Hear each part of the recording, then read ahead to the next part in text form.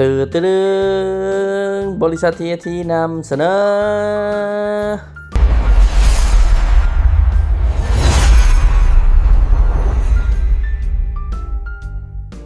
สวัสดีนะเมื่อนี้บริษัททีทีของพวกเราเนาะจะนำพาเที่ยวกับงานตกแต่งภายในห้องประชุมเนาะสถานกงสุลใหญ่นาแข้งสวรรณเขตเนาะของโลโยไทยเนาะราชอาณาจักรไทยเนาะนำพาเที่ยวโดยท่านสุทธิประเสริฐเนาะเพิ่นจะมาแนะนำเกี่ยวกับงานเฟอร์นิเจอร์ของพวกเราเนาะที่เห็นออกมาจากโรงงานของพวกเราเนาะโต๊ะที่บิวอินเลยของโรงงานของพวกเราเองเนาะก็สิประมาณนี้แหละเนาะองค์ประกอบโดยรวมก็ประมาณนี้แหละงานตกแต่งห้องประชุม